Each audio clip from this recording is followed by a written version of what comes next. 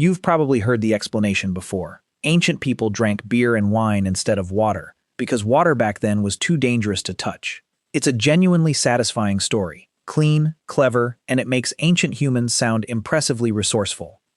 Here's the thing nobody tells you about that story. It's almost entirely false, and the real answer to how ancient humans actually survived without clean water is considerably more sobering than a clever workaround involving alcohol.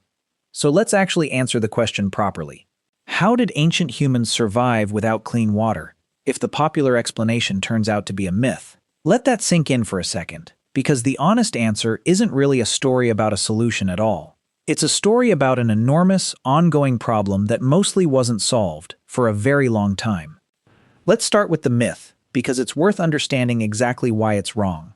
Food historian Jim Chevalier spent years examining medieval and ancient texts, specifically looking for evidence behind the popular beer instead of water claim, and found something genuinely different from what most people assume.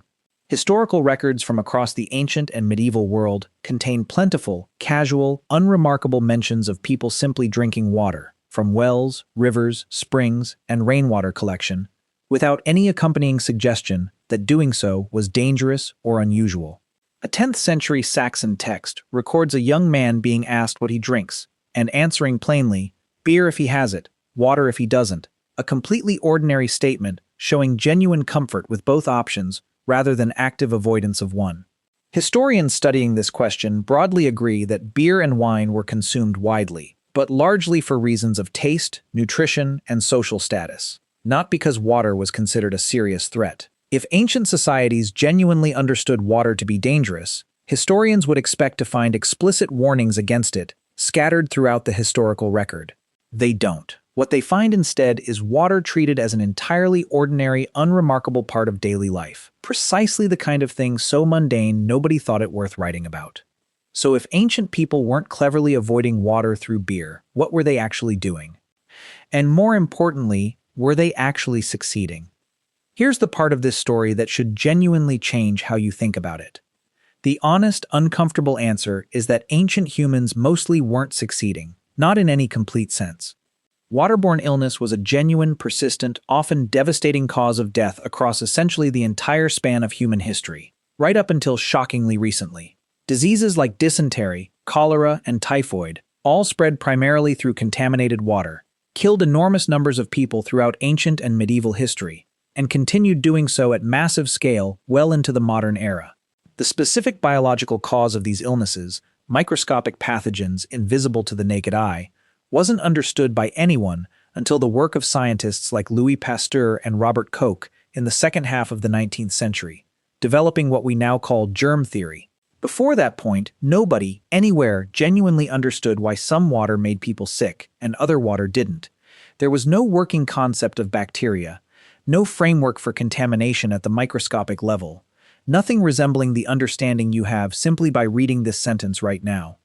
Which means the honest answer to how ancient humans survived without clean water isn't really a triumphant story of cleverness at all. It's considerably closer to this.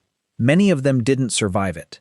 Waterborne disease was one of the most persistent, least understood killers in the entire span of human history, and treating it as a problem ancient people had cleverly solved badly misrepresents just how much death and suffering it genuinely caused, generation after generation, for tens of thousands of years.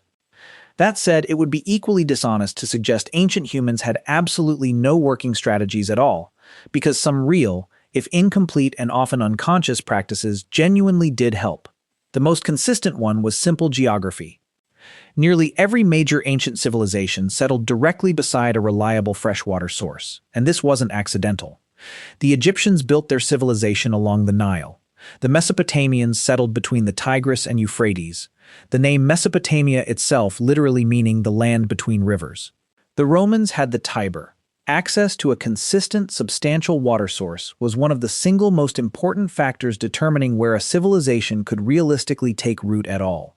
And larger, faster-moving rivers generally carried a genuine, if unrecognized, safety advantage over small, stagnant pools.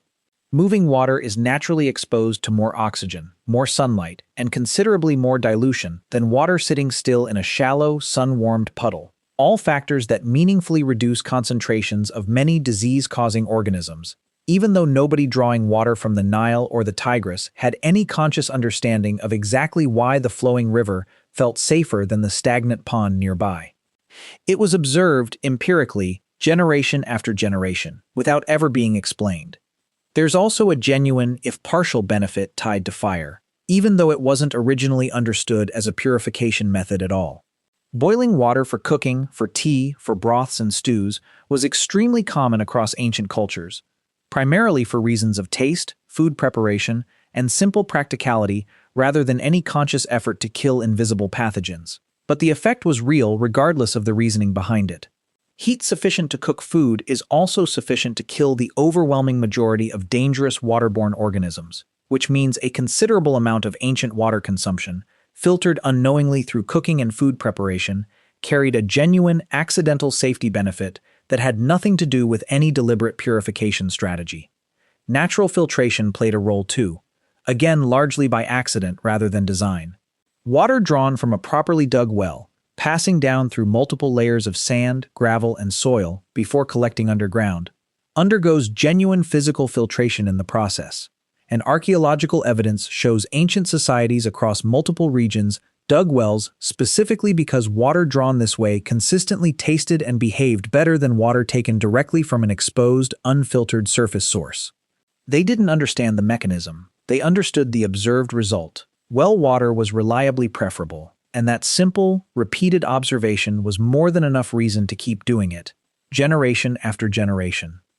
It's also worth being honest about a genuinely uncomfortable evolutionary angle, one researchers still actively debate.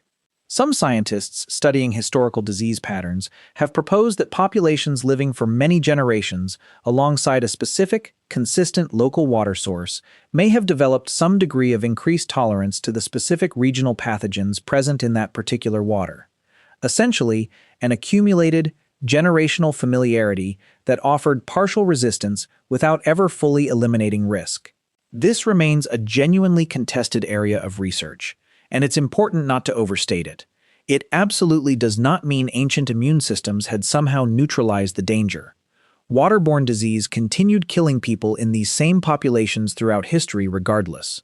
At best, some degree of partial regional adaptation may have marginally reduced severity in certain populations under certain specific conditions, a modest mitigating factor layered on top of an ongoing, serious problem, not anything resembling a genuine solution to it. So put this together, and the real, honest picture looks considerably different from the neat, satisfying story about beer replacing dangerous water. Ancient humans generally did drink water, regularly and without the fear or avoidance the popular myth assumes. They settled beside larger, moving water sources rather than smaller, stagnant ones, largely through simple accumulated observation about which water sources reliably felt and behaved better. Fire, used constantly for cooking, rather than deliberate purification, provided a genuine accidental safety benefit layered on top of that. Wells offered real physical filtration, nobody fully understood the mechanism behind. And even with every one of these partial, largely unconscious strategies working together, waterborne illness remained one of history's most persistent and devastating killers, a problem no ancient civilization ever genuinely solved, because the actual solution required a piece of scientific knowledge, the specific existence of microscopic pathogens that simply didn't exist yet, and wouldn't for thousands of years. Which brings us back to the actual question. How did ancient humans survive without clean water? Mostly, through a patchwork of practical instincts nobody fully understood the reasoning behind, favoring moving water over still water, favoring buried well water over exposed surface water, and boiling water constantly for reasons that had nothing to do with safety at all.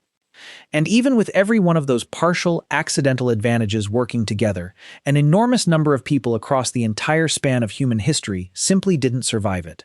The real story here isn't a clever ancient solution modern people have simply forgotten. It's a genuine, serious problem that stayed largely unsolved for the overwhelming majority of human history. And the honest reason you don't spend your own day thinking about it at all has very little to do with cleverness passed down from the ancient world, and everything to do with a piece of 19th century science that finally explained what was actually happening, and let modern engineering finally, genuinely fix it.